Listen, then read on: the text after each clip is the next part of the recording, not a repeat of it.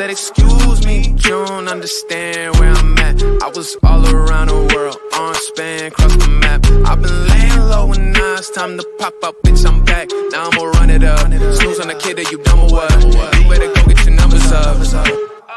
Now- Well, good evening, folks out there in the great lands of Wi-Fi streaming lands. Welcome to the MCU'S Bleeding Edge. We're live Friday night, June 6th, to discuss the 7th episode of Andor. Now, if you have already watched all of it, you know, we are definitely way behind because it's already over now, but we are taking our time and enjoying this great show and giving you the best show of it and best review of it that you can get. So just keep on watching. You'll enjoy, I promise. Anyways, we have here live Friday night, of course, my trusty sidekick, co-host, and partner in crime, Mr. Jeff S. How we doing, Jeff? Oh, wonderful, sir. Wonderful. Good to be here with so many wonderful, fine creators here on the MCU's Bleeding Edge. Most certainly. And, of course, we have Andres, the pop culture guy, as usual, our guest moderator and also a freaking collaborator here on the MCU's Bleeding Edge. How we doing, Andres? Doing very good. Happy to be back again to do Andor for you guys. So very excited to talk about this episode. Excellent.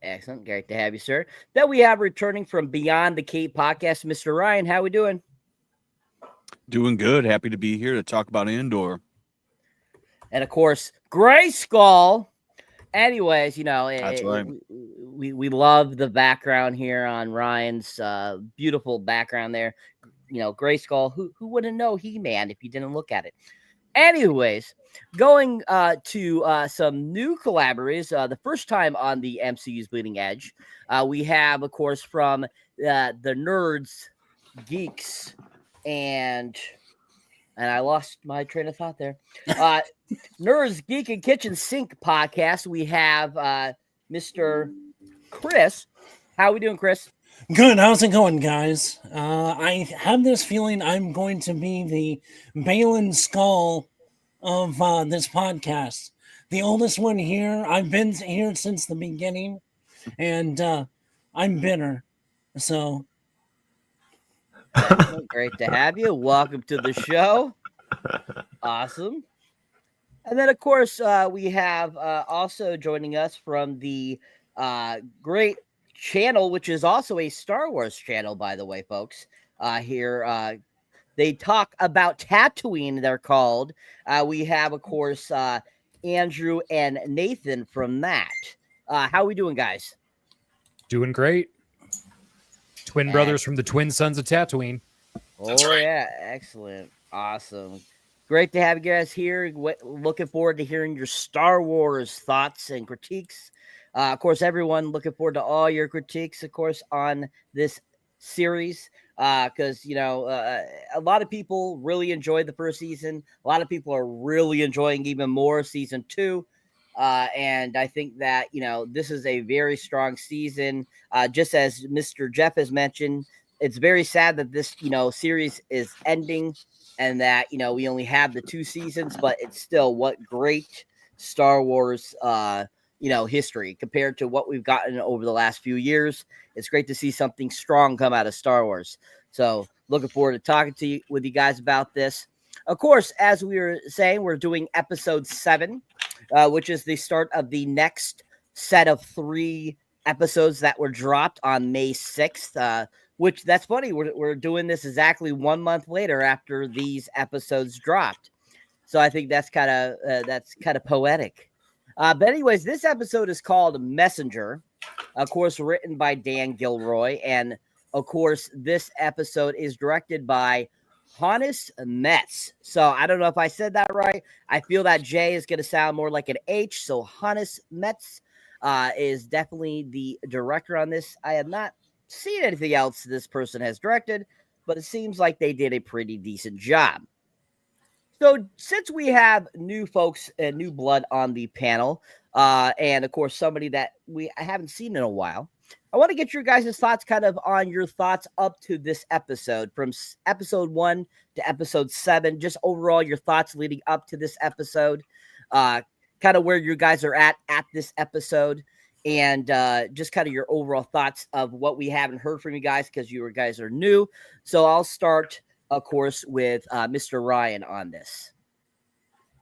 Absolutely. This was everything that's led up to this, and we know where it's going to lead. We watched Rogue One. I was on here. We reviewed Rogue One, so we know what's going to be the end result. What season 2 is really showing the desperation that we're starting to see and what pushed those plans forward to get the Death Star plans. We're seeing that Cassian is finally like really in the mix of it. He has really nothing left except to live for this alliance and really trying to move forward and trying to bring peace or some form of kind of adjustment that he can live with. And I think 7, it didn't have the most action, but it set us up for going forward for a lot of things that are going to start coming out. Excellent. Thank you, sir. All right, let's go over to Mr. Andrew. Your thoughts, sir? Yeah, I've just been really excited with Andor season 2. We watch every episode, I think, at least twice before we start like writing our notes and doing our podcast. And it's the best Star Wars we've ever had. And I mean, that is my subjective opinion, but it also seems to be the unanimous opinion considering such high ratings the show has gotten so far. I think the end of Andor season 2 set a record for consecutive episodes with a 9.5 or higher on IMDb, 5 episodes. Even Game of Thrones didn't do that. So it's really good to see Star Wars Andor not only being on the top for Star Wars fans, but being on the top for everyone. Excellent. Thank you, sir. Going over to you, Chris. Your thoughts, sir? Sure. I'm probably going to be the odd man out. I'm not saying that I didn't like it. Like I said, I was the OG. I saw Star Wars when it wasn't called A New Hope, and I saw it in the theater. But to say it finally started getting to the point that it felt more connective to the Star Wars universe in this episode. I even said on our own show, it took 10 episodes to really like pick up the pace to be a Star Wars show in the first season. And I think at least in season 2, it finally started to get to that point that it really felt like it was in the Star Wars universe. Now, like in season 1, I would say it was a good sci-fi show if it did not have the Star Wars name on it. But with it being that, in my opinion, I liked it. I just didn't love it. But this second season, I finally started to warm up to it a little bit more. I thought it finally started to wrap things up a little better and get a little more connective. So, and then this episode, actually the end of 6, and through most of this episode, I really felt like it finally started to hit its stride. I mean, unfortunately, it took, 18 episodes, but...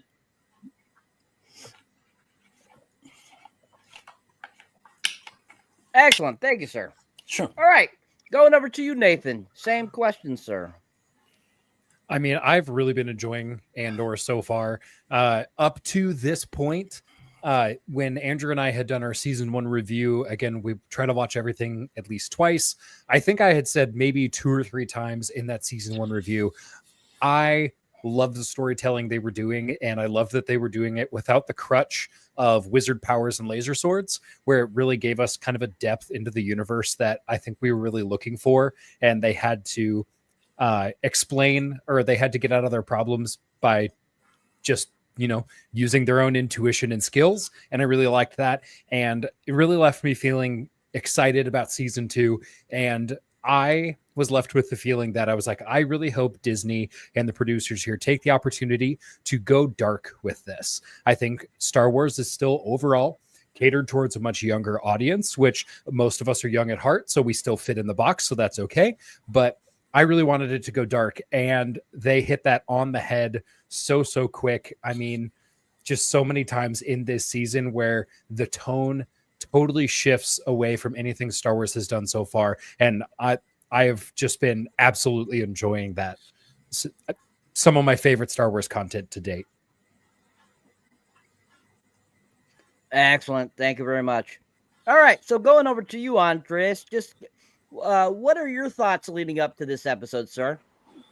Yeah, so I wasn't here for really 2 weeks, so I had to really catch up.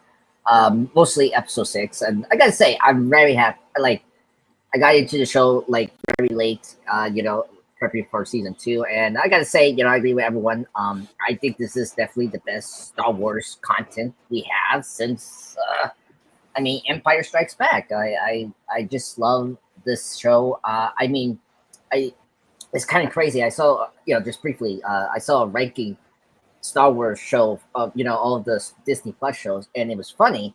I kind of agree because you thought that the most famous IP characters from this franchise could have been the top show, but instead it's this random, not random. I mean, Rogue One is a major film, but like this lesser known character and make it this really political charge, Star Wars movie, a Star Wars show about the rise of the rebellion and seeing the ins and outs of the Empire and how brutal they are and how fascist they are.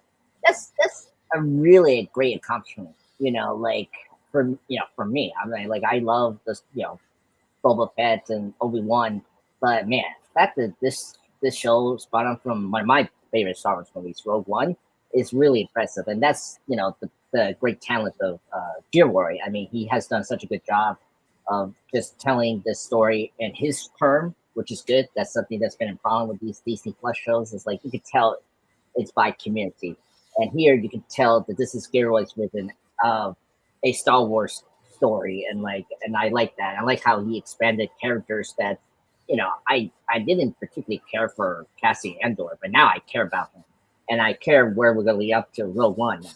And even other characters like Mon Mothma, like she's great. I love what we're doing with her. That's she was just briefly in episode 6, but now she's an even more fascinating character. And so I gotta say I like the story from this episode is picking up. Like this is where Andor is getting really good now, and I'm very happy and I'm very intrigued where we're gonna do another time jump. But I there's not enough praise I have to say. I've been really enjoying the show. I definitely think season 2 is better than season 1. Just in terms of the storytelling, I've been enjoying what we're doing with these characters and all that. So that's all I have to say. Very excited to talk about this episode as a whole. Excellent, thank you, sir. And finally, Mr. Jeff, what is your thoughts going into this episode, sir?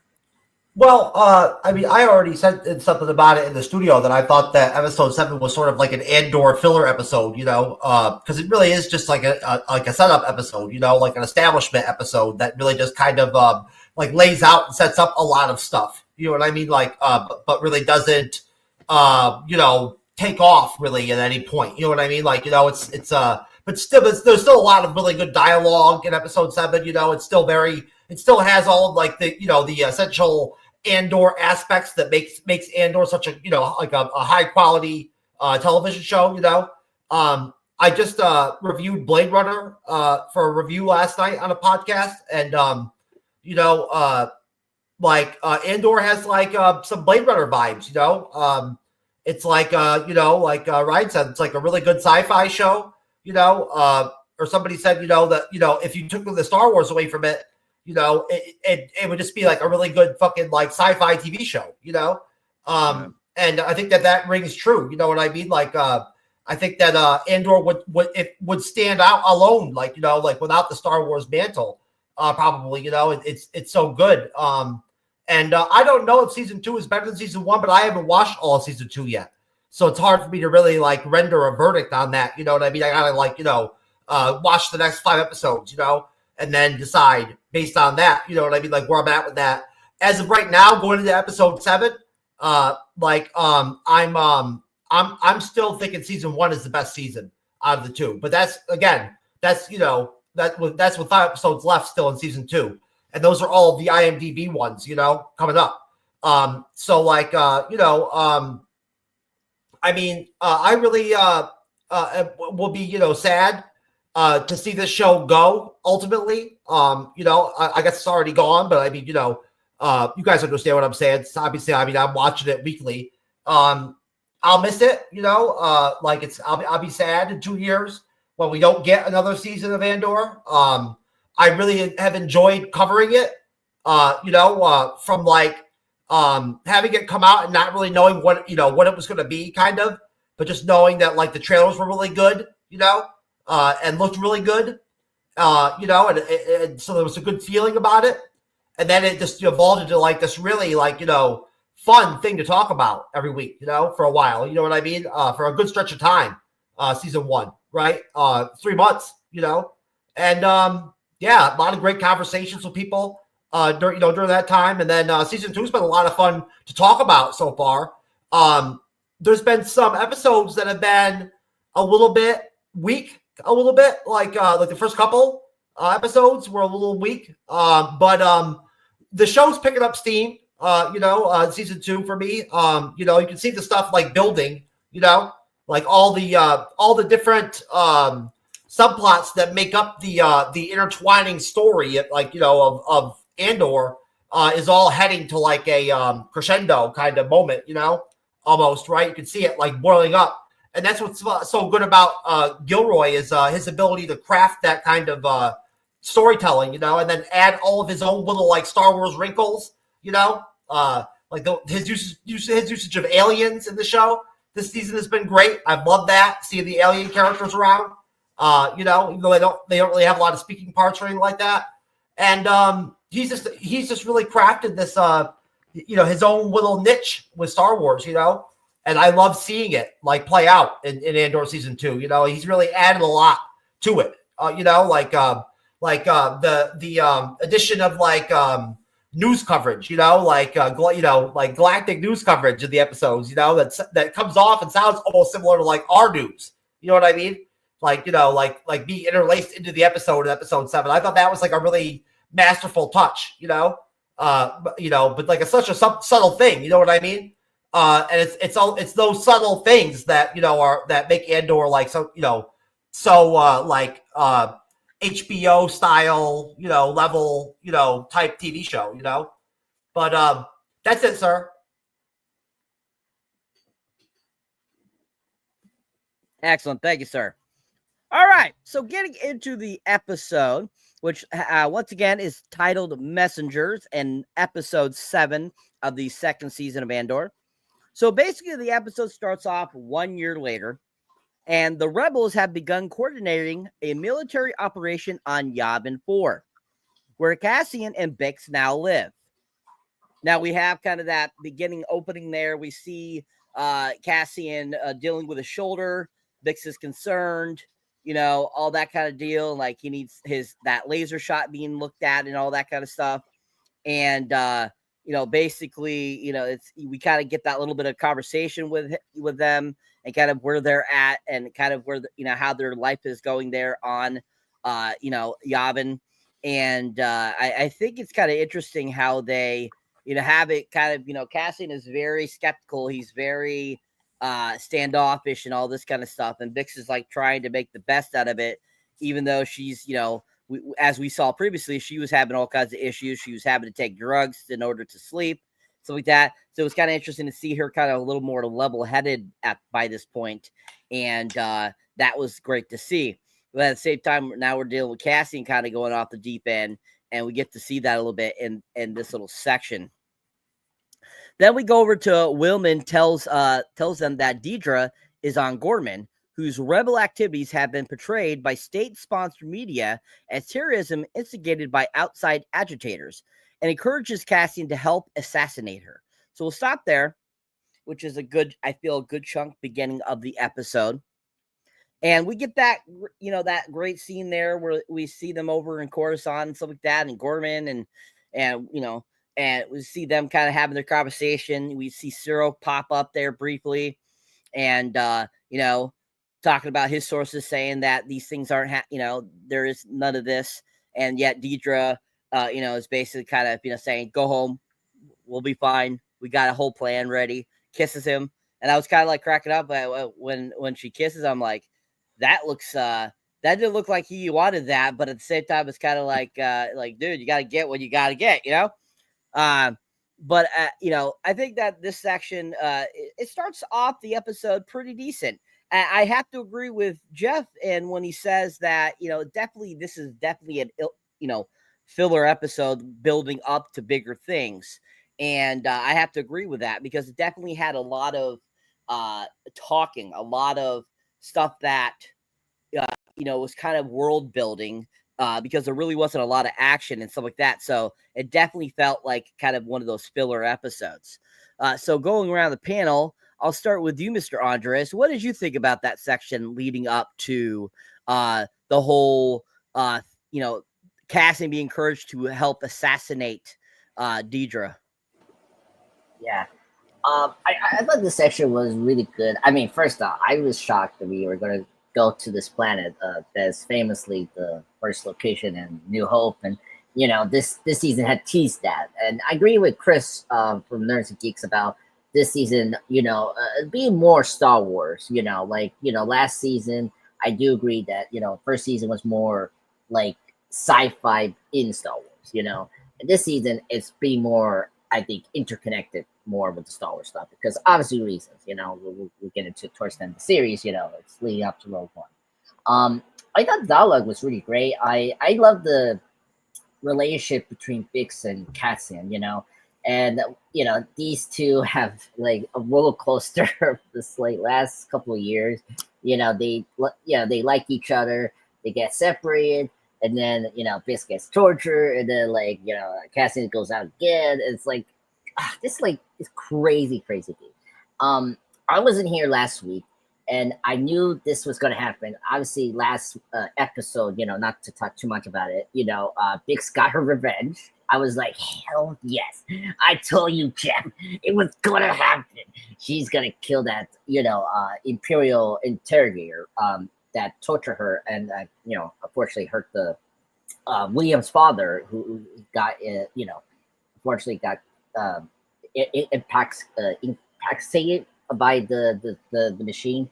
And so the fact that I was so happy they did it, and like she killed, she put her in the thing, and then of course we get the cool shot from the trailer. I was like, bam, they blew up the building. It was like badass from episode 6, the ending.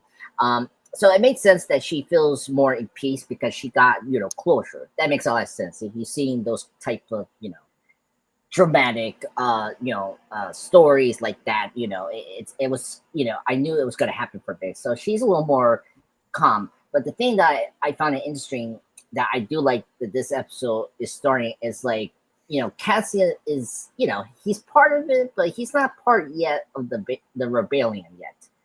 He's there, and we saw this from last first season. That he's not a believer of this cause, and I think that we're seeing that like slowly, like what's gonna make him be the Cassian we saw in Rogue One, like okay, he's already there in the planet, but like is he assisting this like rebellion community yet? I mean, we just got confirmed that he's not working with Lufkin because of what he did.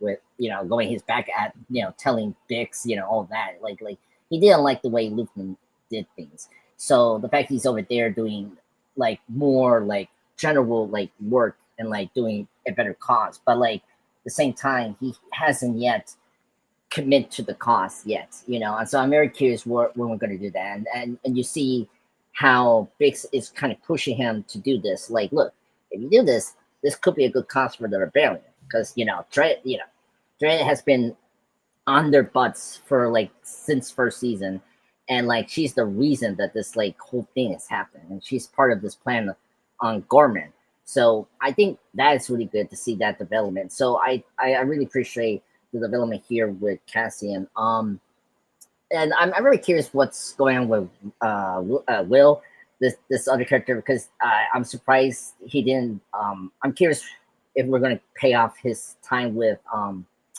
help me the other Rogue One character we seen like a couple times. I forgot his name.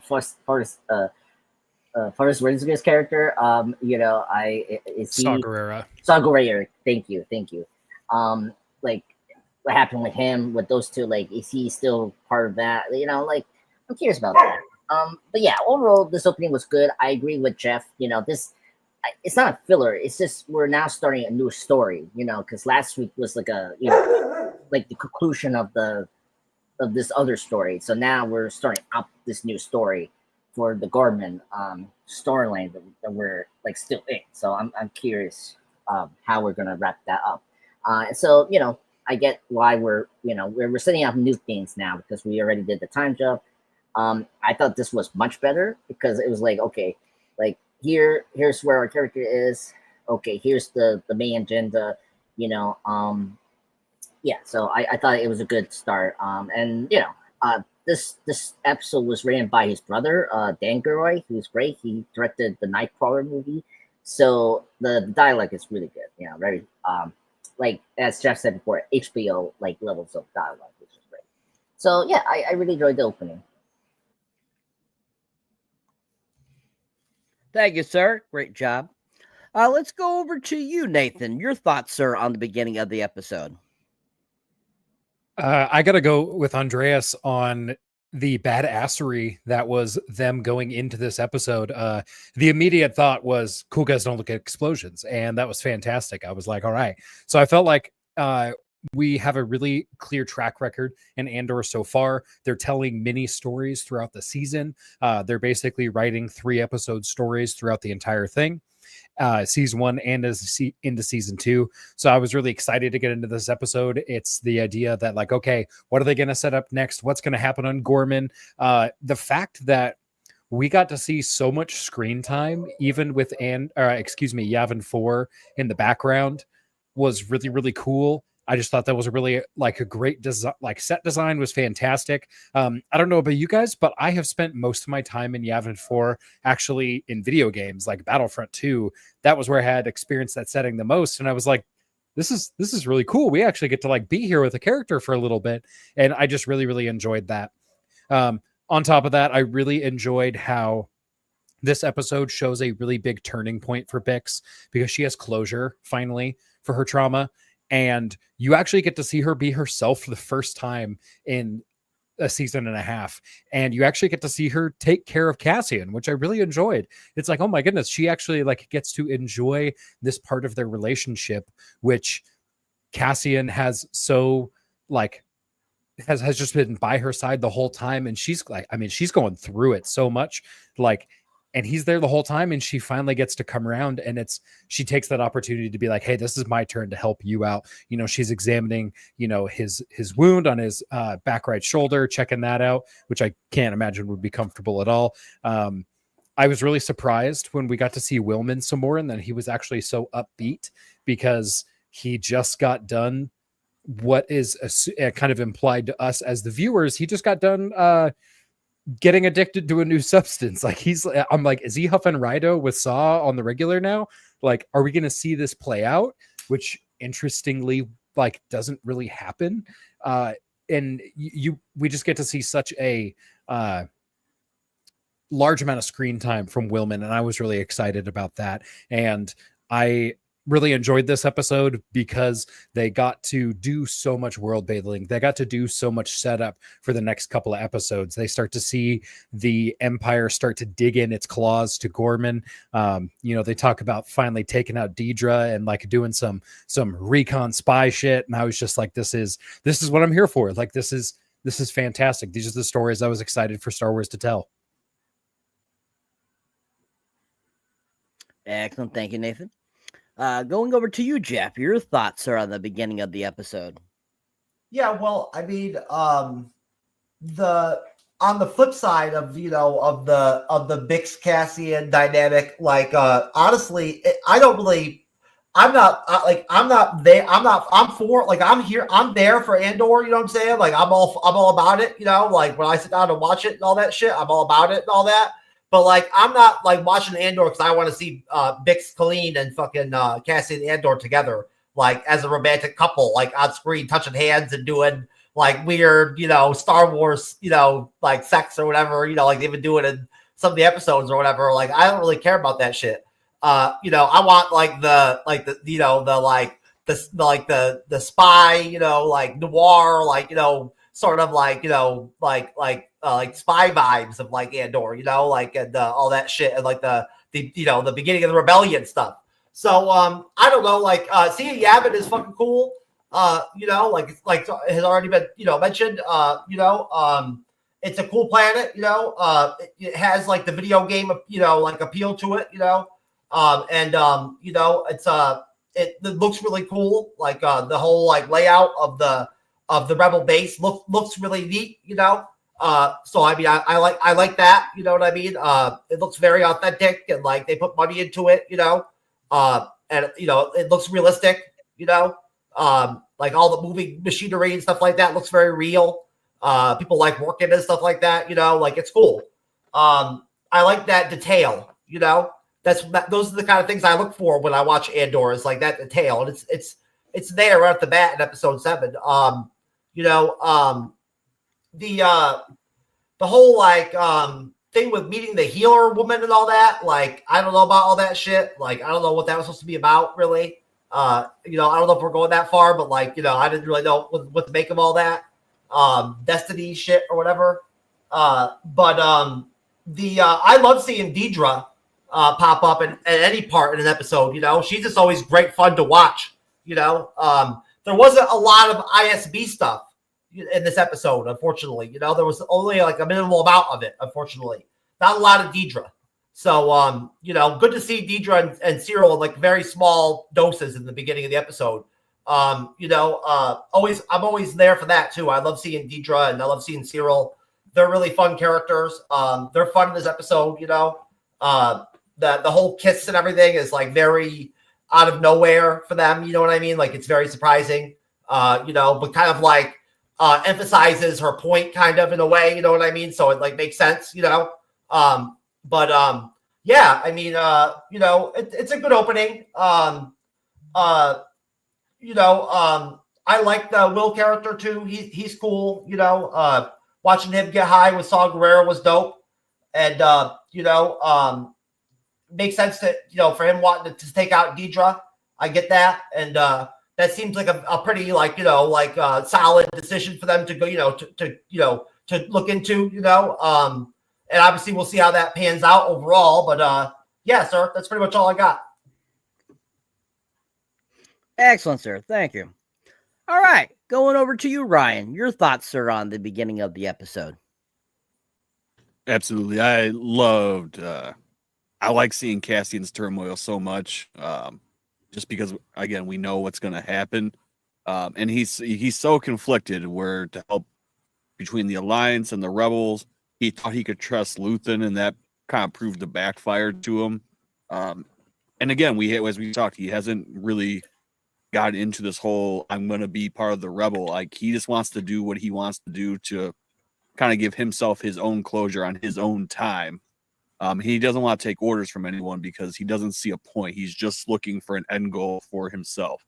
So I was really excited. I love the line when Pack is asking him to kill Deidre, which she plays a great villain. It's so easy to hate her.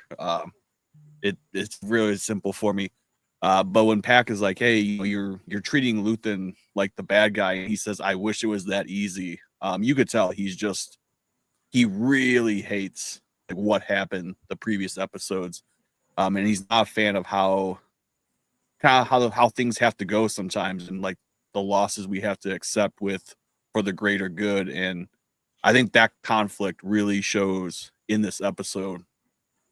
That being said, as much as I do not like Deidre, she plays like a great bad guy. And that kiss, I love that we talked about because it reminds me of Game of Thrones. At the very end, when Daenerys was asking like Jon Snow to be with him, but she's like, just so you know, you're at my side, you're not in front of me. And that's the exact vibe that I got from that kiss was, you're here, we're together, you're part of this, but know your station and don't rise above it. Don't dip below it. Just stay where I tell you to stay. That was critical. And I think that shows a really good power dynamic for her, because you could see she's starting to get a little higher up on the ego and how she's trying to run things and trying to get into the Empire. So I really like the dichotomy of it and kind of how they shifted back and forth to where we're going with two major conflicts that are going to eventually intertwine as it's kind of shown. Excellent. Thank you, sir. All right, going over to you, Andrew. Your thoughts, sir. Yeah, sure thing. It kind of chafes at me a little bit when we describe this episode as filler, and I feel like that it's so well written, and like the dialogue is so important, and these characters' stories are so important that without that, the rest of the episodes don't matter. They're just people, they're just faces, they're doing nothing. But if you don't see the love story between Cassian and Bix, and you gotta know what he's fighting for. And their relationship, I mean, does such a good job at juxtaposing what the rebels are fighting for versus what the Empire is trying to maintain. Because anytime you see an Imperial on screen, they're doing their best to show you that every single person in the Empire is evil.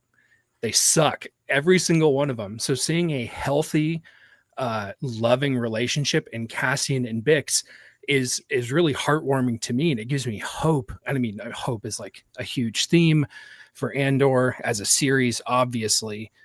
And I loved every bit of it. I didn't the slow episodes give me time to like catch my breath and like get ready for what's coming, because we know what's coming. It's very like, I think at some point in this episode, Krennic talks about, they're like, well, we can't find a solution for Calkite, so we're going to fuck up Gorman. Like, and you know it's going to happen. If you guys have seen Star Wars Rebels, they've already talked about the Gorman massacre. Mon Mothma does a speech denouncing the Emperor in, I want to say it's season 3 or 4. And then this is happening essentially simultaneously with some of these episodes here soon. Like a bunch of episodes from Star Wars Rebels and Andor, they happen within a series of like 5 days. So it's really thrilling. Bix has to be one of the best characters for me. Everything she does, everything she says, like she's almost an unwilling participant in the rebellion, because these things are just happening to her, whether or not she wants them to or not. And you see how much trauma she's going through, and like your heart just breaks for her. Like every time Bix is on screen, you're like, oh my gosh, can something just not bad happen to Bix for 5 seconds? Because she's so great. And then seeing her reunite with Cassian, it's almost like a turning of the page for Cassian, because in season 1, she says, no, don't come into my door. Don't do that. Like, we already tried this. It didn't work. You're a scoundrel. It's very much that, Han and Leia relationship where it's like, there's no way this could work. And then it does. And you're like, oh, my heart feels good in a world that is terrible and sucks. So, yeah, big fan of how it started. I mean, Andor and Rogue One have been like, oh, look, my new special interest. Like, I love every bit of this. So there's so little I found unenjoyable about these episodes. So that's really where I'm going to be coming from most of the time. Excellent. Thank you, sir. Going over to you, Chris, sir, your thoughts on the beginning of this episode. Yeah, I'm actually going to concur a lot of what everybody said and push back just on a couple things. I agree with everybody. I don't consider this a filler episode. This is almost like just before we get to the peak, before the downfall, where everything is set up. We see 3 separate almost storylines getting ready to collide. You know, we see the relationship with Bix and Cassian. We see the power dynamic between Deirdre and Cyril. And can I say this? I know I'm derailing it a little bit. The actor that plays Cyril, does he not look like a young Kyle MacLachlan? I mean, go back and watch the episode. No. A little bit. Yes, if you see his profile on several of the things, he looks a lot like Kyle MacLachlan. I see it. Yeah, I see it. But anyway, sidetrack, but I had to say it. I think a lot of it is especially in this episode, for the majority of it, it's setting those tracks for all three of these kind of storylines to finally come to a head and hit. That they all are going to the same track that we know is Rogue One, even though we know the outcome of all of that. It's setting things up. With what Andre said, with Cassian starting to turn, always keeping everybody at arm's length. This episode finally showed him starting to break down those walls and finally feel like he has a vested interest in the rebellion and what they're doing and where they're going, at least in general. And then with the whole Deirdre, Cyril, that power dynamic we know is going to be false because we know Cyril's real intention. And, we kind of see it as an outsider, knowing what's going to happen, what he's capable of doing shortly, and that he's allowing himself to be, taken as a simp to a degree by her, to get closer, to get, what I'm talking about, to get himself closer and in. Now, I would say, even though the majority of the Imperials are just evil bastards for the most part, we see what changes slightly with the one scene coming. I know it's coming up and we haven't quite got there yet. But with the recruits, we see that a lot of them are, shall we say, quote unquote, just doing their job, or even forced to do their job. So we know it's like the people in control are the most evil, but not everybody in the Empire has that same, mentality, shall we say, or, they're just in a situation that they can't get out of. But, this is probably, especially in the second season, I think is some of the most beautiful, backdrops. Other than I'm a huge fan of Mando season 1. I'm a huge Sergio Leone fan, so that spaghetti western was right up my alley. But this is a lot of,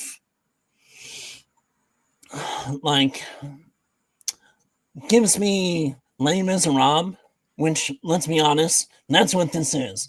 This is Les Miserables in space. And it's finally starting to get to that point that I'm getting a little more invested in it. And it's paying off.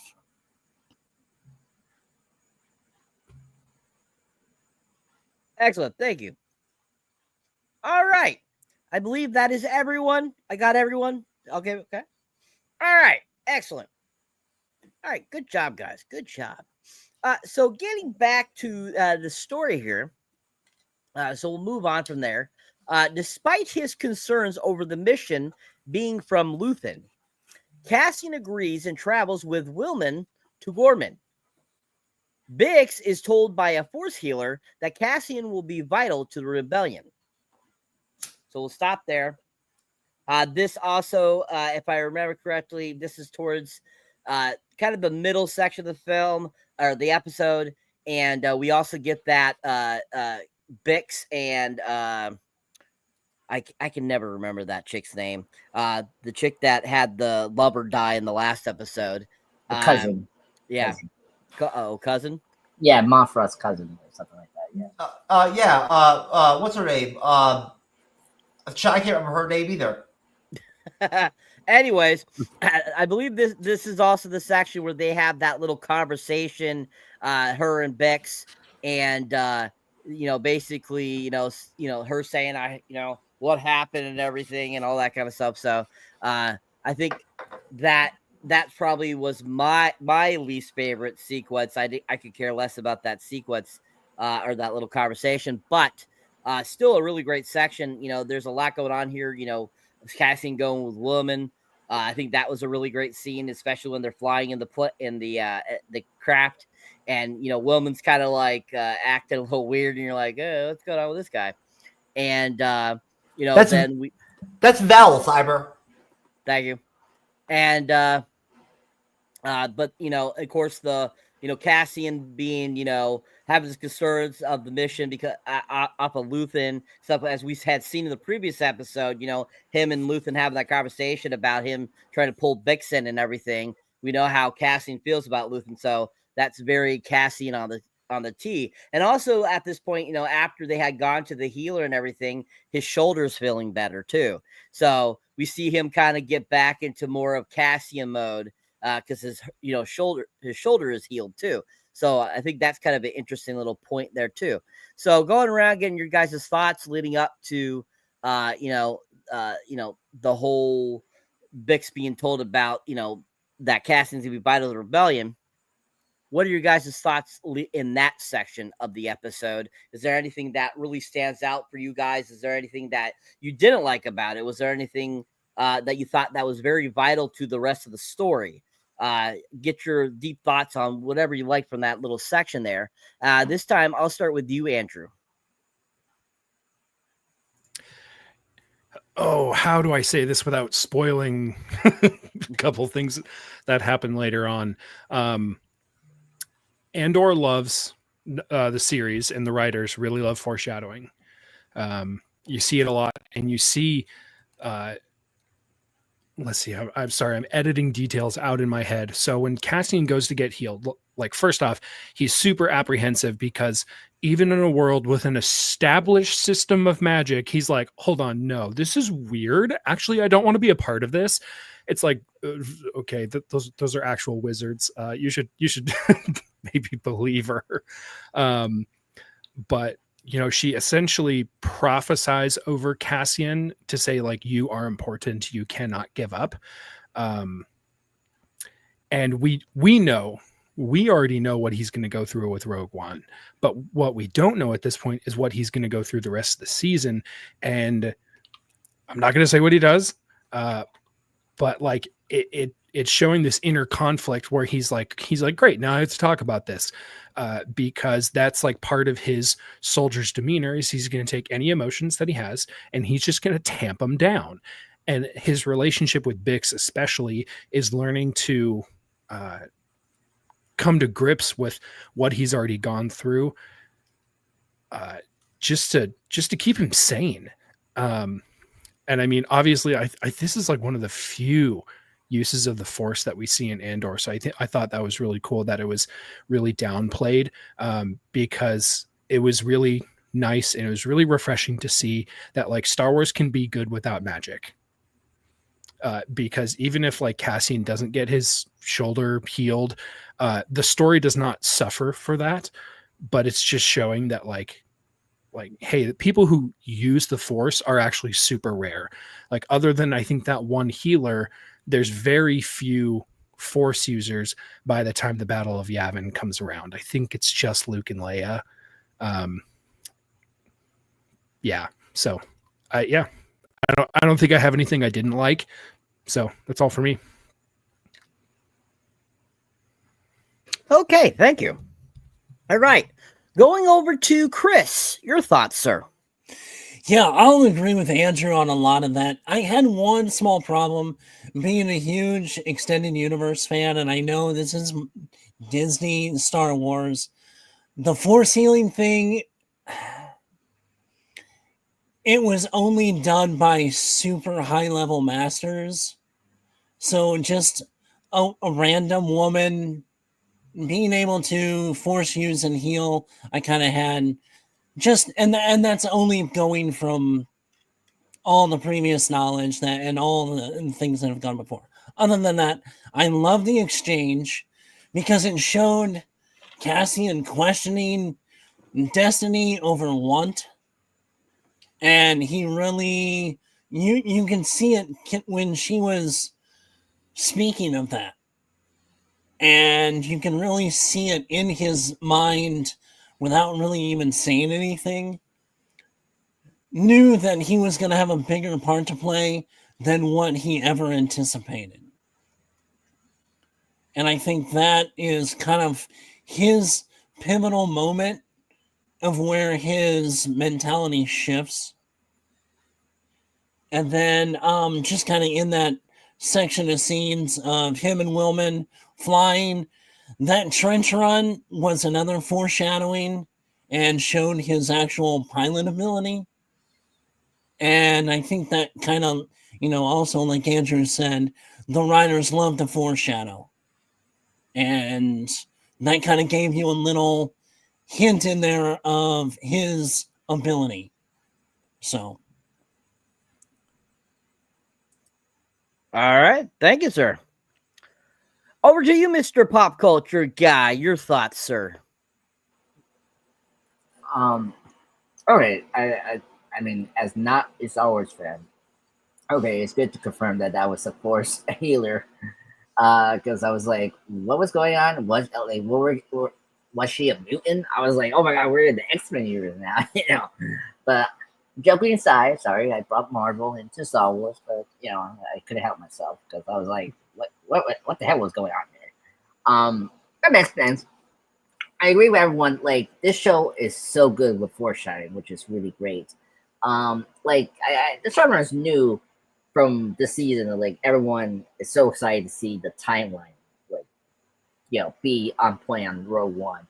And I think so far they're doing a really good job at it, seeing the characters, like, the thing, we'll see later. Like, I'm very curious how all these characters are going to be afterwards, because I kind of surprised that Cassian, Bix, and the cousin Val, they no longer work for Lutheran, because they were getting tired. I mean, of course, Val makes sense because she lost her lover from last episode. I understand.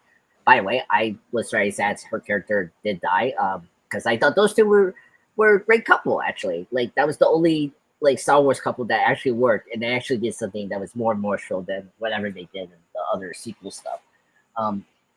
As I digress, but I understood why Val was there. She's doing like what I think Moffat wants to do is like actually doing some generally good work, and then doing something that's very shady, like very spy-like, that Luthen was trying to do. That was always like compromising and very very gray in the area, and you see that with a lot of the characters. That's why Caston is so like against authority, because he doesn't like to be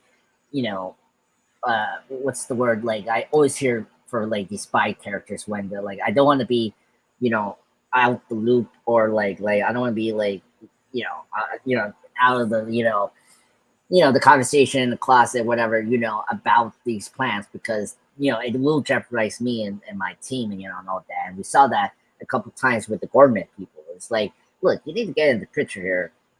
We're telling you this because we want you to be prepared and like not get killed, and that's something that Cassian wants. It's like a clear cut, like, okay, tell me what I need to do. And then like everyone could be like safely do their jobs, and because it is a dangerous job that they're doing. So I can understand why Cassian is like so, pushy. And then another thing we haven't talked about with the Force healer that I like, yes, we talked about, this is not new with Gilroy, because he did this with Rogue One, like, oh, here we're talking about the Force, and like how it's a sense of spiritual, like luck, or just like belief.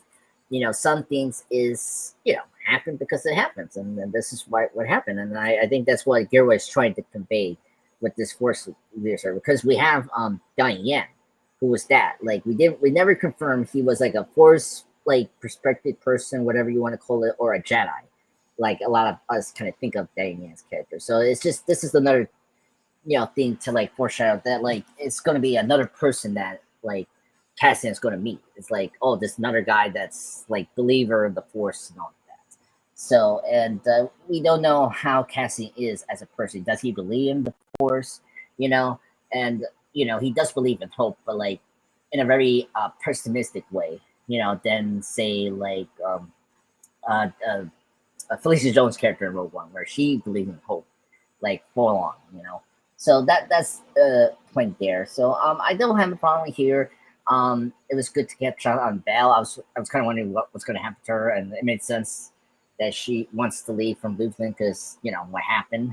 But it wasn't Luther's fault. It was that kid's fault. Like the fact he brought in a laser, which was he was instructed to not do. So that stupid kid, like, did the thing that don't follow the directions, and that's what happened. I'm surprised. I mean, that she didn't kill him, but whatever. So yeah. So I really enjoyed that sequence.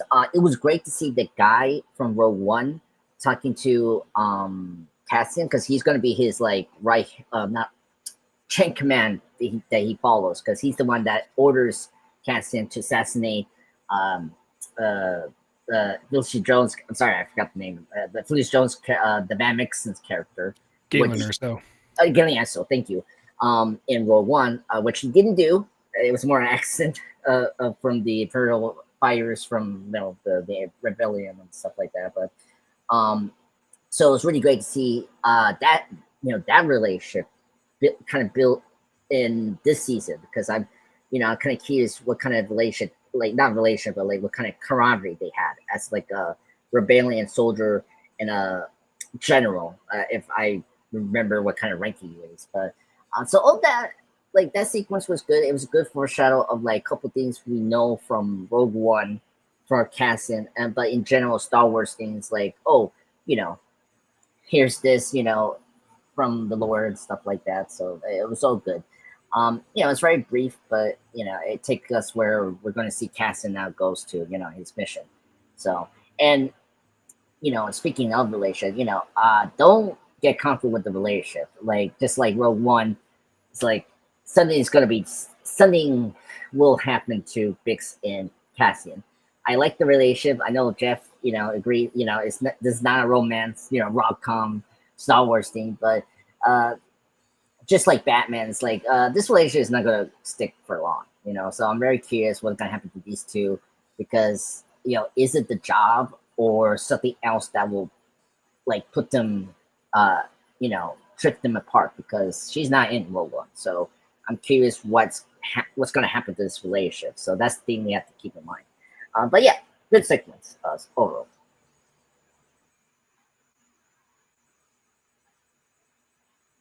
Okay, thank you. All right, going over to Mr. Nathan. Your thoughts, sir? So I think at this point in the episode, I do actually really enjoy that Andor pushed back against the idea of a force healer. Chris, I think you brought up an interesting point about the skill of force healing, and that it was a very advanced skill, but I think it may be a little hasty to assume that this isn't a strong force user, right? I think if our assumptions should be that if she is able to force heal, she is a strong force user.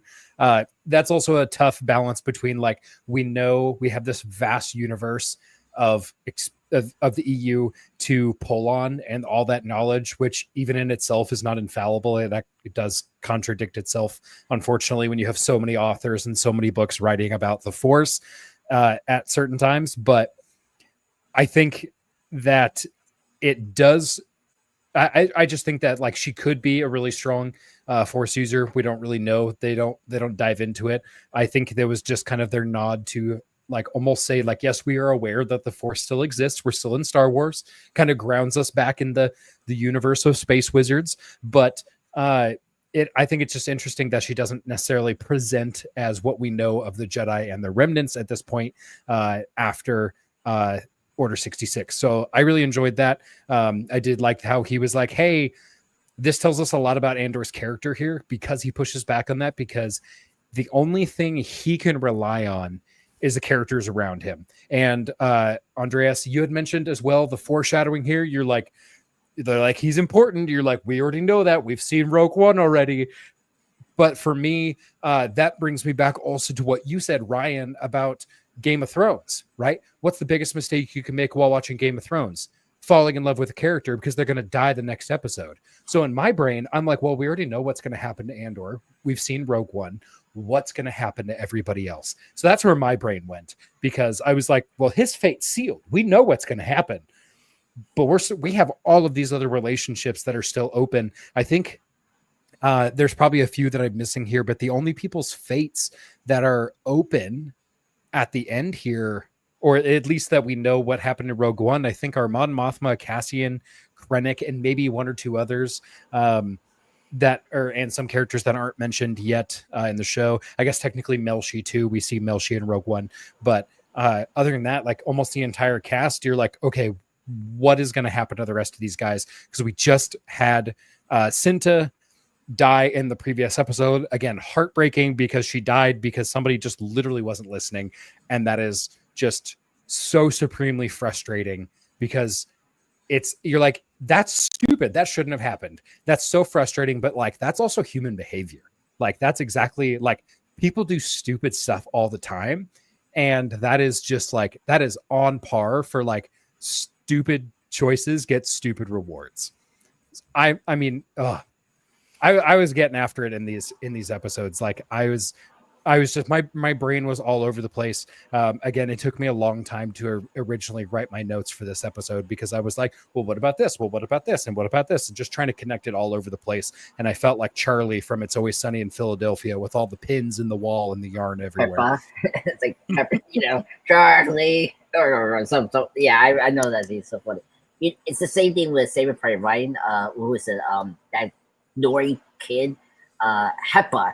And he's so constantly, and he didn't help that person towards the end with, the army. And he's like, he's just so shocked. And I get it, but come on, dude, your comrades are dying. And it's like, and then he killed the soldier right in the end. It's like, now I'm tough. I'm like, dude, we needed you there in the ending. I know it's so frustrating from last episode. I'm sorry, but no worries. This did have, go ahead. No, go ahead. I'm done. I was gonna say, this did have my favorite moment of the entire episode, though, because when Cassian and Willman fly back into Gorman, and he's just holding on for dear life that oh shit handle on the U-wing on the way in, and I'm like, yeah, buddy, let's go. That was my favorite moment of the entire episode because it was just that like sprinkle of humor. It was like it did just enough to lighten the mood. But it was like, okay, I think the writers like really had some fun and were creative with this. I just really enjoyed it. Yeah. Excellent. Thank you. Hey, I just want to say one thing, Nathan. You're absolutely right. I agree with you totally. My only thing is maybe it was in the directing or the acting when that whole sequence was kind of going by her character. I would have expected if she was that powerful of a force user, there would have been either a little more, I don't know how to explain it, a little more like depth in the way she acted when she did that and then told of the, his destiny. Because she seemed almost a little more timid, even being someone that's out, in exile, like so many have been, or so few have been technically. I wanted a little more from her if she was going to be at that level of force using. I don't know if I'm conveying that. Or... Yeah, it's I'm like totally Yoda. picking up what you're saying. Yeah, it's the same thing with Yoda. Like when we first heard about Yoda, it's like, oh, you got this image of like, oh, it's this greatest master. But in Empire, when we actually met him, it was like, oh, this, kooky, alien like creature, this is the master. And when he did the switch, I was like, oh, okay. Right. And you understand, we don't know how many has survived from the, the extinction from episode 3. And so it's always like they're doing it in a way similar to Yoda. It's like you think this is how a force user is, but in reality, this is how they usually act, maybe. Or this individual we're seeing is acting differently compared to maybe we have seen other ones, So that's what they're doing, and that's the same thing they did with Yoda when we first introduced him in Empire, All Yeah, right. Chris, I like what you said there. I think definitely, and I'll be really quick with this, Cyber. I think that was a very like clear, in my opinion. I think it was probably a director's choice to veer, because so far their precedent has been to like veer away from anything about the Force. Right. I was surprised they had a Force character in there at all, just because of the tone that they've been setting from the earlier season. And I think it just comes down to like, it's Andor's story, and I think they were just trying to make sure that they're telling a super clear and concise story from the Rebels' point of view, sans Force powers. They get a few a healer here and there, because the rebellion does have that undercurrent of like still supporting what remains of the Jedi Order. But I think it was probably a director's decision to say, hey, we're gonna have this about the people that make up the rebellion, not necessarily the Jedi that we've been telling stories about so far with Rebels, Ahsoka, and the remnants of the Clone Wars. That's a good analysis. Excellent. Thank you, guys. Awesome. All right, going over to you, Jeff. Your thoughts, sir. Yeah, I just want to state that I said that this episode was an Andor filler episode. That I just want to be clear. I didn't label it a flat out like overall filler episode. You know what I'm saying? I like distinguished it in its own way. So I just want to be clear about that. Honestly, I'm not a massive Star Wars fan. So I mean that's why we bring Star Wars focused podcasts on here to talk about this stuff, because I didn't know what the fuck was happening in the episode when that happened. I just thought that was some, fucking, weirdo or something, like I didn't know what that chick was doing with Cassian, I didn't know that was Force related, you know what I mean? So I'm glad I know that now, it makes more sense, I guess, I like Vel, as a character, honestly, I think she's been really good on the show overall in season 1, season 2, the Aldani stuff, I like her, I do, So I liked her, like seeing her pop up in the episode was really cool, I thought, actually, because I just really dig the whole, ensemble cast aspect of Andor, it's so well cast, you know what I mean? The show's just so perfectly well done overall, I think, but and it's going to be rewarded, I think, probably, for that. It's so well cast, and they really found some unknown commodities out there, and grab some really great actors and actresses for the show. And she's one of them, the actress that plays Vel. But, so I didn't really, what to make of that whole Force healer situation. I guess, it was somewhat interesting, but that's pretty much about it. And, I did really enjoy seeing Cassian disembark Yavin and kind of bicker with general or whatever, commander or whatever that was, at the rebel base. I like that. The whole that argument was interesting, I thought.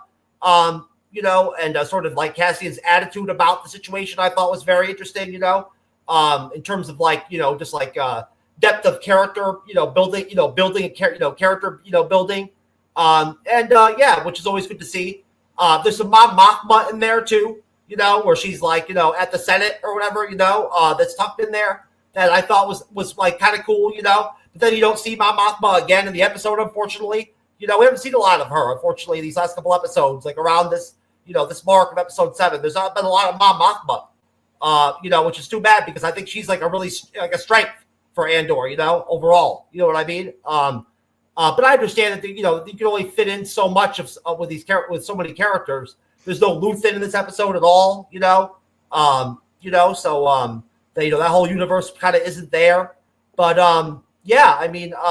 besides that, I do like Bix. I mean, as a character, regardless of how I feel about the relationship with her, with Cassian, I've really enjoyed her overall. In both seasons of Andor, I think she's been a strength for Andor.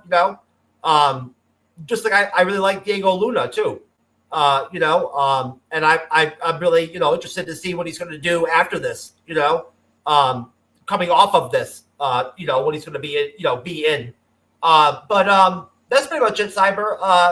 This is where the episode really picked up for me, I think, where it really kind of got more interesting and became more appealing to me probably is like when it went into this direction, and then it kind of like really picked up like towards the end, kind of I think before it wrapped up, and that's pretty much it, sir. All right, thank you, sir. All right, going over to you, Ryan. All right. I love the Force aspect of this because that's what links it finally back to the Star Wars universe for me, is putting that in there. What I really like the most when they introduce a character like this, and you could see it in Rogue One with Chirrut Imwe, you could see it even again in the whatever episode 7 was with Maz Kanata, that every time we get to see like that's just a Force user, they're not a Jedi, they usually reveal an aspect of the Force that links more to a spiritual aspect of it, and that the Force itself is kind of guiding the destiny, and it helps a lot of these characters. It's usually a pinpoint that whatever they tell them, whether it was Rey or it was Jyn Erso or now Cassian, that this is how you need to heal, and they kind of give them the blueprints of just let the Force kind of heal you internally as well as like physically in Cassian's aspect, but more like a spiritual, like this is what you are. When she said you're going to be the messenger, we know that he's going to become the message for like the one thing he doesn't believe in right now, and that is that there's hope that the world can be a peaceful democracy, which is really ironic that he becomes the message of something he really doesn't believe in at all. My favorite part of this part of the episode, though, was the strife, like on like the people of Gore. What's her name? Esna, and however you pronounce it. And like as her dad and whatnot, everyone's talking around, and they're like, what do we do? Like the best thing that we can do right now is just get provoked by the Imperial army to look like savages and just justify their cause for being here. But at this point, the one guy speaks up. He's like, hey, at this point, however we gotta get to doing it, whether it's violent or non-violent, we need to start making something happen now. I really enjoyed that part of the episode because you could really see, and Karn, I feel like his true motives come out when he's like, hey, what are you guys planning? This is what I learned from the Imperials. Maybe just back off. And she pretty much tells him when she slaps him really hard that this is what we're in right now. This is not a back off and just take it. Like we're going to do something regardless. So I loved every aspect of this part of the episode. Yeah, I just want to jump off that. I appreciate you bringing that up, Ryan. I think that that's actually something I really found appealing and really interesting was that dynamic where it really feels like Cyril actually like is kind of like feels bad for the rebels almost, on Gordon, you know what I mean, and like wants to like kind of save them, kind of, which is like kind of not shocking for Cyril kind of way, you know what I mean, because you kind of think he's kind of a somewhat decent guy, you know what I'm saying? So it's not shocking really, but I'm glad you mentioned that though. Absolutely. All right, excellent, good job, guys. Yeah, so just like everyone kind of mentioned, there's a lot going on in this section of the episode, really leading up to the climax of the episode, that really pushes forward, to really get started with the next section of this story. And I have to agree with majority. It's a very interesting section in some aspects that I found very intriguing, but at the same time, I still have to go back to that storytelling sometimes can be filling, and you don't necessarily have to call it a filler. You could just say it's more of a extension of a storyline, basically. And that's what I kind of feel, this episode is. It's definitely a starting point, an extension to really get going what we have in the future. Kind of like how everyone kind of has brought up that there's, foreshadowings that are really pushing towards certain aspects of what's going to happen later down the road. And definitely this episode is one of those episodes that's kind of doing that. It's foreshadowing what we're going to be dealing with and kind of where it's going. So I definitely have to agree that this section here really starts to ramp that up, I feel, a lot. So excellent job, everyone. All right. So, in conclusion, as we kind of round out the third portion of this episode, on Gorman, Deidre finds her position temporarily supplanted by Captain Kaido. Sent by Partagaz to oversee the Imperial subjugation of the planet, while Cyril begins to doubt Deidre's line on outside agitators, given his interactions with the rebels. All right. So, the episode kind of closes off pretty simple. It's a fadeaway of Cassian, and stuff like that. So I think that it kind of gives. There's definitely more going on here at the very end. We get a little bit more Cassian before the episode ends, and I think we have that kind of that. This is also the section where we get where he lands in where he was going with Blum. And he goes back to that same hotel that he was at previous in the season, and he even gets that same guy that he had talked to earlier in that previous episode. And basically, they're starting to do the lockdowns on the city because of all the all the things being stolen and all this kind of stuff. And we got to get that little bit of that Cassian kind of there to do his job, but he's got to make sure that he plays it off, and that guy kind of gives him some kind of pointers to help him out there. And we get all that right there towards the end of the episode. So I think that the conclusion of this episode for me was really entertaining. I thought it was very interesting. It really got me ramped for the story to continue, and I think that it's a really solid ending. So, going around the panel, what are you guys' thoughts on the conclusion of this episode? How do you feel it's going to play out into the next episode? I know some of you have seen the other episodes already. So, if you could give a foreshadowing, that's fine. And just kind of your overall thoughts how this episode ends. And I'll start with you, Jeff, this time. Yeah, it's I was a little bit surprised at how quickly the episode ended. To be honest with you, I thought it would be a little bit longer. I was hoping it would be a little bit longer. I love really long Andor episodes myself. The longer the better, personally. Usually for me. So I was a little bit shocked by that. Kind of when it went out, I was a little bit thrown off. But I immediately reconciled that. I was like, oh, it was still a really solid episode. You know what I mean? And very enjoyable and very watchable, very entertaining. A very good continuation of the story after a 1 year time jump. Which you have to make sure that you incorporate into the show. Obviously, right? So obviously, Cassian is there to try to line up that hit on Deidre, I think, there at that hotel. That's his goal, right?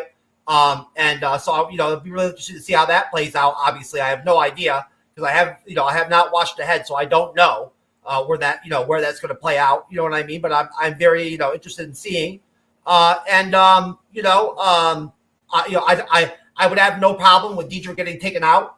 If that's where they go with that, I really would have no problem with that at all. That would not faze me. I really like Deidre, but I know she has to go at some point. So, I would be okay with that.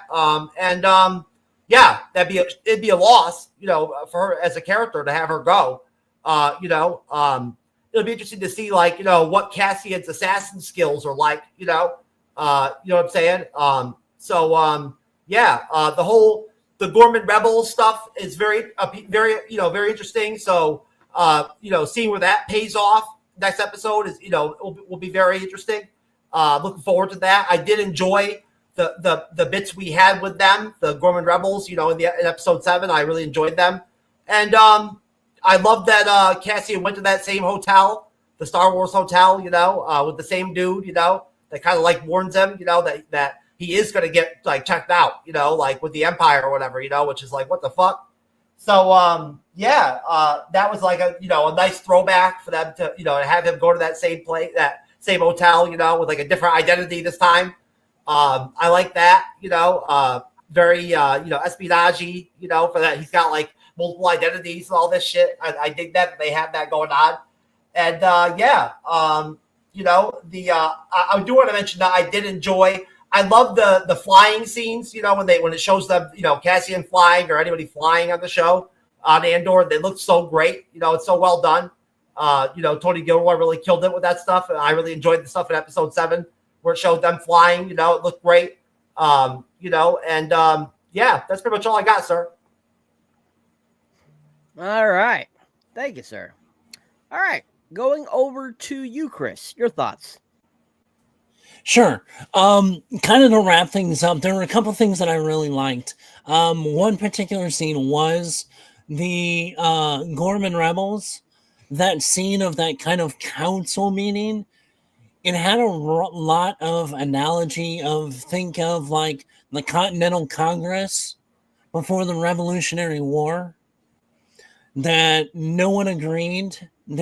Everybody had a different perspective and possible outcome, and then the guy finally going, it doesn't matter what we want, it's going to happen to us, whether we like it or not, and we need to stick together. I mean, that was kind of even though it was in their, I'll call it French because their language really sounded like French, which played even more into the whole Les Mis perspective for me. But I mean, that shows that they know what's going on. They're still so young in the rebellion that they're so unorganized, but they know in their heart what's going to happen. And then we get, the escalation on Gorman from the Imperial perspective.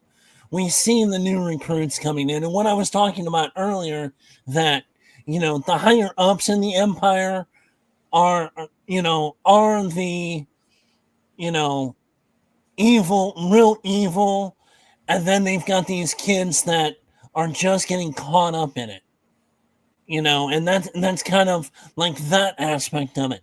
And then we get to the Senate part where, tensions are starting to increase. This, political game that's going on between those that are trying to push away from that imperial control to those that are willing to accept it. We start that kind of brief moment there with Mon Mothma, and kind of that exchange where he was kind of giving a warning without really giving a warning. And then finally we kind of wrap it up with Cassian at the hotel. And I liked the exchange between him and the desk attendant, because it really showed, and you can see it in Cassian's face and his manners, that he's finally realizing the rebellion is bigger than what he thinks it is. When the guy behind the desk is like, I got you. I didn't even put you in. I put you in this room to where you see the courtyard. I've got you covered. So I thought this is a good starting point for the next 5 episodes. 5 episodes. And this is, like I said earlier, this is the moment of the roller coaster that you're almost to the top of that first hill before you go over the edge. So, like I said, the last third act, or the third act of this episode, I think was probably the best. That it set everything up of, since I have finished this, everything that's yet to come. Excellent. Thank you, sir. All right. Going over to you, Ryan. Yes, I agree. This last act was fantastic, and you can tell major events are getting ready to be had. It reminds me of the movie Smoking Aces, where you have all the hitmen meeting in one hotel and everything's about to go down, because we had the beginning of this part. Kaido hates all the cadets. He's like, they're not even ready. Who are they going to protect? Almost hinting at the point, like, what if someone was to come in here and kill you? And Deidre's kind of like a little nervous. She's like, yeah, this is a lot. This is not great. I see these guys protecting me, and I don't think they can do it. You have Pac, who's giving Andor like the information. These are our meeting places. Doing like the James Bond stuff, which is fantastic. I love the setup. And they kind of, reconfirm their mission by doing that little, I wouldn't call it a prayer, but like, we're committing ourselves for this. And then, but what was really nice is you see then Pac sitting in kind of like the little cantina area of the hotel and smiles at Drina. And you see Drina kind of flirting with him, who walks over to the Gorman rebels who are just chowing down. So you're like, why are they here too? If they don't know that Deidre's here as well. And then you have Cassian with putting the scope together and just like kind of confirming his shot. Just everything, like I said, the code words that Pac was using, like, this is weather center. This is, clear skies, no wind. And it's just like over and out. It was just like a fantastic way. And just him sitting on the bed, like that last shot, realizing that like this is either going to go completely right and we don't get Rogue One. We don't have to even like worry about like where we're going, or this is going to go completely upside down. And I don't honestly know if I'm going to make it out alive. And because I got so much more to heal or to do, and things are just starting to go right in certain parts of my lives. This is just ready to hit the gas on the next episode. Next episode is going to for sure be, with all the foreshadowing, the match to the gas. Excellent. Thank you, sir. All right. Let's go down to you, Nathan, sir. What are your thoughts, sir, on the conclusion of the episode? I mean, to bounce off a couple of things that you guys said, like, Jeff, I'm right there with you when he goes back to that hotel, and it's kind of like a wink and a nod moment between him and the clerk. I'm like, yeah, if you know, you know. I really like that moment.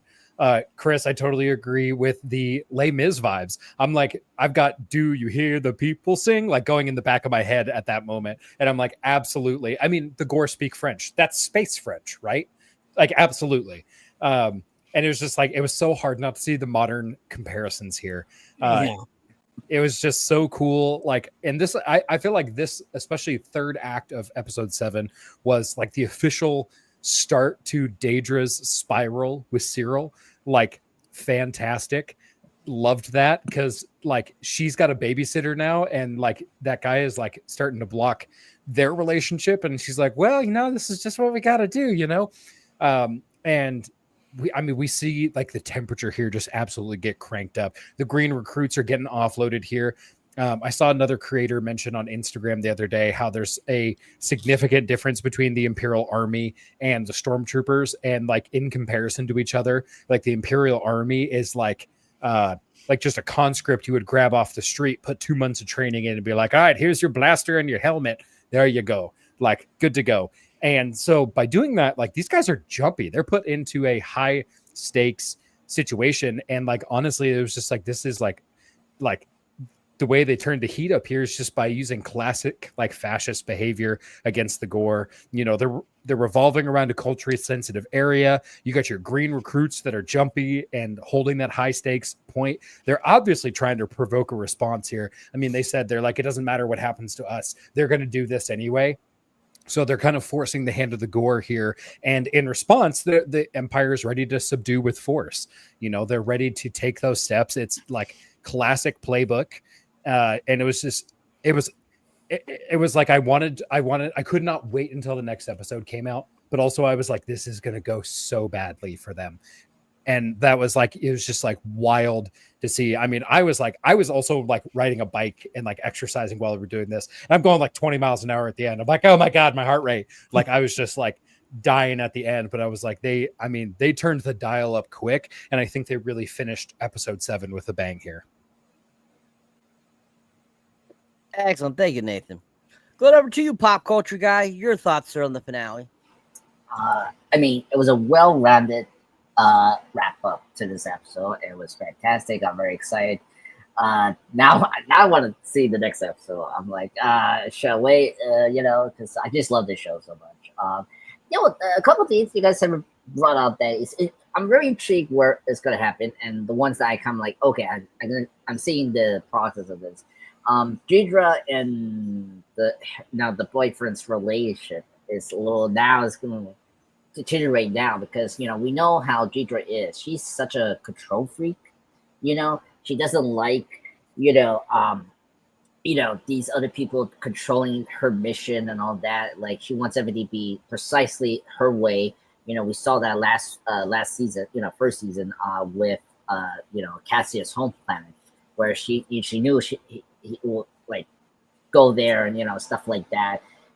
She wants everything to be on point, and having this this other person coming into her position and maybe destroying something that she's already built up, to capture, either Cassian or Lufton, basically, because she's after Lufton, as one of the key people for the rebellion. This is trouble, and I'm very curious about what's going to happen to those two relationship, and because the guy, I forgot the name, but it's hard name to pronounce than Ghidra, but he goes again to meet up with the other garment. Cyril, thank you, Cyril. Cyril meeting up the other garment. So I'm curious, is he like is he like turning? Like I'm kind of curious what's going on with him. Like, is he gonna have now a doubt about the Empire because he believes in law and order, but he doesn't understand really what's going on with the Empire. Like they're so corrupt. Like they do a lot of shady things, and he's more like the Boy Scout. I'm at this point, so he doesn't understand the big implication of what the his lover is doing and the whole Empire stuff like that. So I'm curious about that. That part of it was there halfway point of the finale of here in this episode, and I'm very curious what we're gonna do with that relationship. Yeah, I agreed. Seeing the government talking each other is just such typical government, pardon my French, bullshit that we see. Is no one can agree on anything, they cannot agree on a plan, they cannot agree on this, it's so much like what's going on in real life, and it makes sense with these type of groups and stuff like that. So I always appreciate that, real life, intersecting Star Wars, because these are Star Wars, it's all about war and all that, and so I always appreciate how World One and this show is all about the the warfare and stuff like that. And and seeing Cassian back again for the government was very interesting. I like how he's always the smart guy, he compared to other people, he's looking at the window, but I love the detail where he hears something. It's what is it? A goddamn monster or Chewbacca maybe up there? Wookiee. Sorry, Wookiees or something. No, it's the Stormtroopers up there. So he is in the right spot. But what about those people up there? I cannot compromise my position. So I'm very curious how he's gonna do the assassination attempt. I agree with Jeff. I love the flying sequence. They're so good in the show. I can't believe it.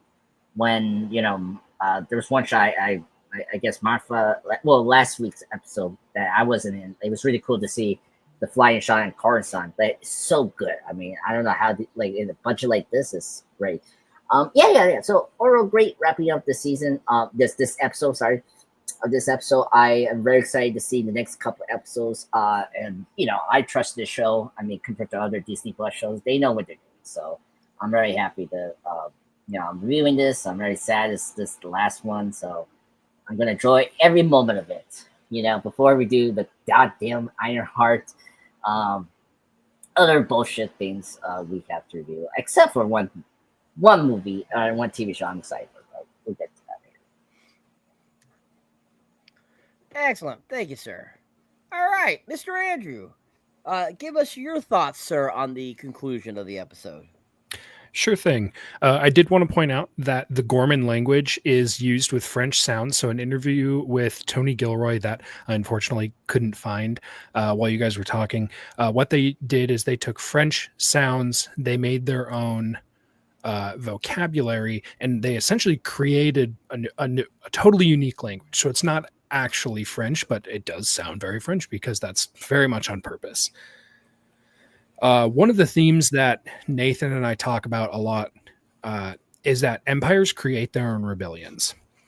They can't help but be cruel to absolutely everyone they encounter. It's a theme that everyone we meet in the Empire is terrible. One of the key examples I point out is that like every single person above and below characters like Dedra is just trying to claw their way up. Like it's like that's what they're there for. It's just personal power and personal enrichment. And they don't really care who they climb over in the process. And so of course, when they go to a planet and they see it for its resources and not for its people. The people are just another thing to stomp under their boot because they're a bunch of fascist cops. That's all they do. Like their goal is to enrich themselves, not actually provide law and order. I really enjoyed the conversation with Cassian and the hotel attendant. Andor as a show does a really good job of saying two things for every line of dialogue. You know what I'm saying? There's a lot of double talk. There's always a meaning. There's always a hidden meaning just right under the surface. And the hotel attendant is also the first. Well, I shouldn't spoil that. I'm not going to say it. He says a line that shows up in Rogue One later, I think. I don't think it's in this episode. I could be wrong. Another note I had is that like Cyril and Dedra are just so gross. They're just like two psychopaths who don't know how to be regular humans. So every one of their interactions, you're like, oh my gosh, can you guys just be normal for 1 second? And because like Dedra doesn't know how to be a loving, kind-hearted human being. Like even when she's sticking up for Cyril in a previous episode, she only knows how to do that by stepping on and over her mother or Cyril's mother. Oh yeah, they're so gross. They're psychopaths. But really, I mean, Cassian totally shines because he's always the smartest person in the room wherever he goes. He's very alert. He's got that streetwise about him. And he's ready to do the mission. Like when he gets set on something, there's nothing that can stop him. And he is just a bulldozer. He's such a great character who just came out of nowhere from Rogue One. And he's like, I'm like, he's got to be one of my top 10 favorite Star Wars characters. He's so compelling. He's so like, he sticks to his guns. He has such strong convictions and he's pretty damn handsome. Holy cow. All right. Thank you, sir. All right. So that concludes the episode. And basically, kind of the final thought is, everyone made extremely great points on everything. Each point had a really great thought process. You guys brought in all kinds of great stuff tonight. And I just have to say that, this was definitely a decent episode. It wasn't horrible, wasn't the best, but overall it was a okay episode. So, before we move on, the last thing we'll do is go around and do our ratings of the episode. And we do in the increments of 1 to 10. So starting with you, Jeff, what would you give the episode? I would give it an 8, sir. All right, an 8. How about you, Chris? I'll probably do a mid-8. This was probably one of the best so far this season as a whole to me. Oh, and Andrew, by the way, the clerk did say that line the second time he saw Cassian. So we all know what rebellions are built on. Yeah, rebellions are built on hope. Yeah. Yeah. All right, thank you. Ryan? Yeah, I'd say kind of a hard 8. It wasn't the best episode, but this episode was completely needed to start what we're going to get into next. So, I mean, it's a necessary evil, and I think it's going to pay off with all the setup that they did. So, hard 8. Okay. How about you, Nathan? I would give this probably a 9. I felt like this, again, how the formula that they've been using the first episode and all of these to kind of tee up the next two. And I kind of go after my gut feeling. I mean, I was excited and pumped for the next 2 episodes. So I felt like they did a really good job using that episode in the formula they had been using. So I would say a 9. All right. Andrew? I'd give it about an 8.75 if I can be so pedantic. Boo. Awesome. You may. Adding those wonderful little halves and 3/4 and all that stuff. That is a common thing here on the Bleeding Edge. So you are no stranger to it. So thank you for that. 8.75. I myself will give the episode an 8 as well. I thought it was okay. Wasn't the greatest, but it was definitely, I think, worth an 8. I would probably take it down. I would say the reason I put it at an 8 versus a 10 was, once again, like everyone, as we've all kind of mentioned, some of us disagree, some of us agree. It's definitely a lot of storytelling and not much action. So for that, I always deduct points because I prefer a little action along with my storytelling. So I think that I definitely have to give it an 8. Mr. Andres is away after the second. I have no idea what his is. We'll get back to him when he shortly comes back. Anyways, I will now turn it over to you, Jeff, to take us out. All right, so let's do our plugs, and we will start with Chris. Okay, I am one half of Nerds, Geeks, and the Kitchen Sink podcast. We're actually, this July, we are approaching our 5th anniversary. We've had 1 year on YouTube, so we started this in a podcast regular form. Our last episode was a movie dump in the last 2 weeks, and we reacted to the new Frankenstein Netflix series that's coming up. I highly recommend everyone looking at that trailer. You can find us on all the socials at Nerds Geeks in the Kitchen Sink on Instagram. Nerds Geeks Sinks on Twitter is, I think, Geek Sinks on Twitter. We're on Facebook, Blue Sky. Check us out. Appreciate it. All right. So next will be Ryan Isaacson. Perfect. Beyond the Cape. Have at it, sir. Absolutely. So YouTube, we do a lot of videos. It's a lot of our kind of our past stuff and episodes that we put out. We can generally be found on Spotify, on the Uncensored Nerds Network. We specialize in one-on-one interviews with indie comics. And we get some bigger names. Tim Sheridan was just on, who did Alan Scott Green Lantern. We're working on getting Tyler Kirkham on. His covers have been fantastic. You can find us YouTube, Instagram, Facebook, wherever you got your socials. But we're around. Just if you like comic books and you like to hear about the creative process, give us a listen. Thank you, Ryan. We appreciate having you on, brother. Thank you. All right. So talk about Tatooine. Whoever wants to rep, please have at Nathan, it. you're up. There it goes. Should probably unmute myself. There we go. All right. Hopefully you guys can see that. Fantastic. So you can find us on pretty much all of our socials. We post most of our content to TikTok, Instagram, and YouTube. We also have a presence on Threads, Blue Sky, and so many other places. It's kind of hard to not have a lot of different things. We post full-length episodes on Mondays. We've got about 116 out right now. Some episodes we do just with us. Others will reference other creators. And then we kind of put out shorts throughout the week. Right now, we're actually doing a lightsaber series. So kind of the comparison between Legends and canon lore on those. So you'll see some Battlefront footage, some lightsaber colors. We also talk about Warhammer a lot. So if any of my Warhammer fans are over there, those are kind of our two main interests, is Star Wars and Warhammer. So you'll usually find us talking about one of those two things. All right, fabulous. Okay, Andres is back, so I'll go to Andres next. Yeah. Thank you guys for joining us tonight. And give your rating too, Andres. Oh yeah. For this episode, I'll definitely give it a 8.5 out of 10. I thought it was a really good starting up episode for the new mini movies we're going to see for this story. So 8.5 out of 10. I just want to say thank you very much, everyone.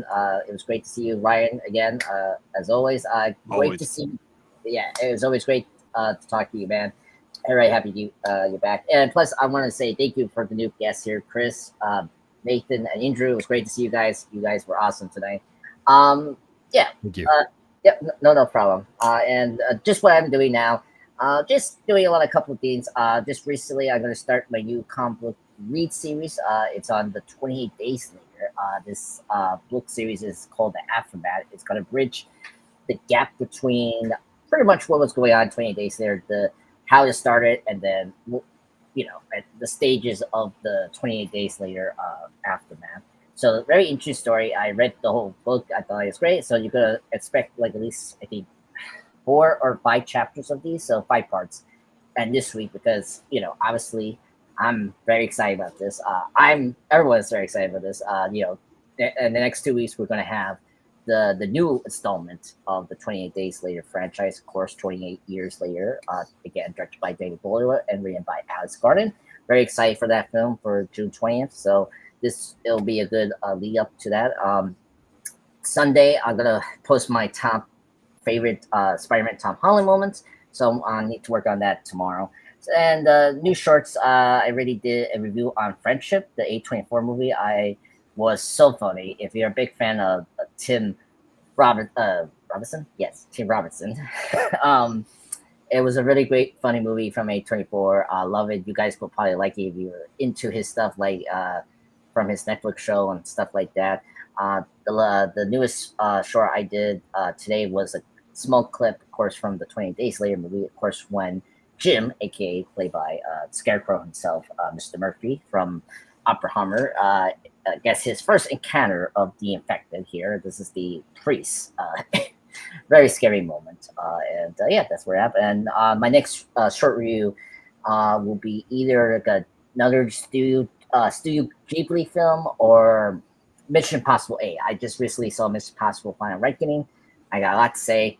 I was very disappointed. Let me say that out loud. But yeah, that's where I'm at. So thank you everyone for supporting me and supporting Destiny Bleeding Edge.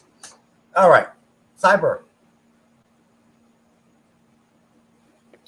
All right, guys. So if you enjoyed my moderating or enjoyed me on the panel here on the MCU'S Bleeding Edge, you can check me out under Cyberdeck Shark. You'll find me on YouTube, TikTok, X, Instagram, Facebook, Patreon, Threads, pretty much any social media platform. You'll find me. Cameo.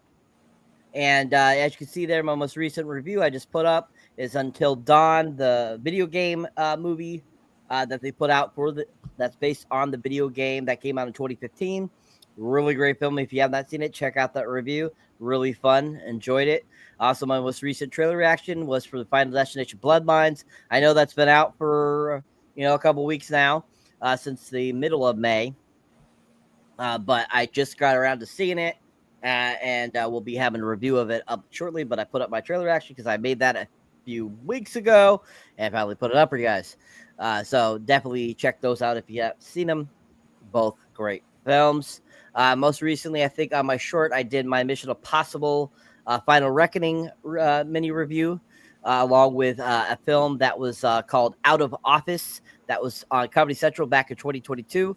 Also did most recently my Back in Action review, the Lilo Stitch live action, Thunderbolts, and of course Final Destination Bloodlines. If you haven't seen any of those, definitely check those out too. I'll be having more stuff up for you guys soon. I got plenty of more trailer reactions, more movie reviews for you to come. Just got to edit them, got to get them up. So keep your eyes out for all that stuff. Be having more stuff up for you guys soon. So keep on trekking, keep on watching us here on the MCU's Bleeding Edge as well. We all thank you all for watching us. We appreciate you guys for subscribing. If you haven't subscribed to our individual channels, please do that too as well, and including our guests as well. We just want to thank all the new guys for being on tonight. Of course, talk about Tatooine. Check them out. Beyond the Cape. And, of course, Nerds, Geeks, and the Kitchen Sink as well. Check them all out along with Mr. Pop Culture Guy himself. And keep on watching my awesome co-host, Mr. Jeff S. here on the MCU's Bleeding Edge. We appreciate you guys, and thank you for watching. Thank you very much, Cyber. Yeah, Thanks, we're out of guys. here, guys. Thanks so much for coming out, everybody. We really appreciate it. We'll see everybody. We'll Thank see you. everybody on Monday for Dead City with me and Andres. Can't wait.